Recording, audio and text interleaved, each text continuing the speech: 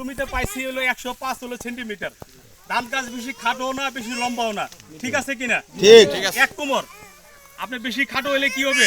ফলন হবে না। বেশি লম্বা হলে ঝড় বাতাসে কি ধান গাছ পড়ে যাবে। ধান কি এখানে পড়ছে? না না না একটা ধানও পড়ে নাই। আর আমরা বলছি আমাদের শীষ হলো লম্বা।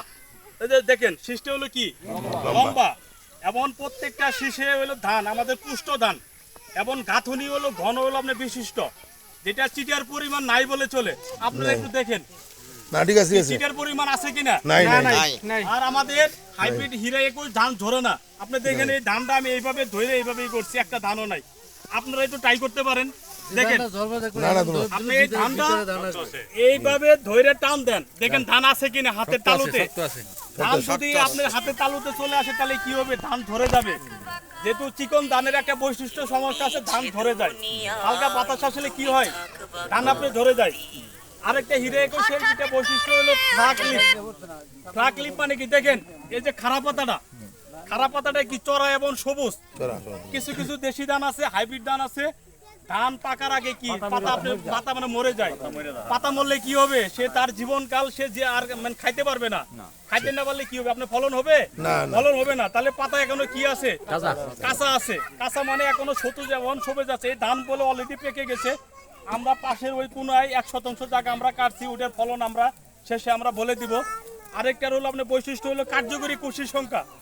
আমি যেটা বলছিলাম, আমার কার্যকরী কুশি সংখ্যা প্রত্যেকটা গুছাতে আমরা এখানে যারা হাইব্রিড ধান চাষ করি আমরা একটা থেকে দুইটা করে কি আমরা রোপণ করি নাকি, এটা আপনারা জানেন। আমাদের এই জমিতে আমরা কার্যকরী কুশি সংখ্যা পাইছি 14টা পাইছি, 16টা পাইছি, 18টা পাইছি। যেগুলো এই জমিটা বলে কি একটু বলে উঁচু জমি, আবার হীরা 21 বলে আসছে আরো বলে ভালো হয়েছে। এটা হলো আপনাদের এলাকারই কথা।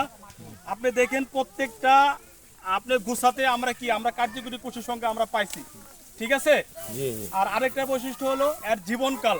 এর জীবনকালটা আমরা যেটা গড় করছি, এর জীবনকাল হলো 145 দিন। যেটা হ্যাঁ এটা 145 দিন। এটা আমরা বিশেষ করে 50 দিনও লাগে কিছু কিছু জায়গায়, যেহেতু এই জমি হলো উঁচু। 145 থেকে 150 দিন আমাদের এই ধানের জীবনকাল। আমরা মোটা ধানের থেকে কি 1 সপ্তাহ পরে, ঠিক আছে। আর এর যেটা ফলন পাইছি আমরা একরে পাইছি 100 মণ পাইছি। একরে 100 মণ কি শতাংশে কি 1 মণ। সবচেয়ে বড় একটা বৈশিষ্ট্য হলো এই ধান হলো ভাত খাইতে পারবেন। আপনাদের এলাকাতে জানেন একটা প্রচলিত আছে হাইব্রিড ধান কি ভাত খাওয়া যায় না, সকালে পাকাইলে দুপুরে আমি খাইতে পারি না। কিন্তু এই হীরা 21 যারা করেন এই ধানগুলো আপনারা বেচবেন না, ঠিক আছে। এই ধান বেচবেন না, এই ধান আপনারা সিদ্ধ করবেন, ভাত খাইতে পারবেন ঝরঝরে সুস্বাদু। যাই হোক, আমি স্যারকে কিছু বলার জন্য অনুরোধ করছি, যেহেতু স্যার আমাদের এই ঢাকা অফিস থেকে আসছে, সাথে আমাদের ওই যে সাংবাদিক আসতেছে। ও আচ্ছা আচ্ছা, আরো আগে আসা দরকার।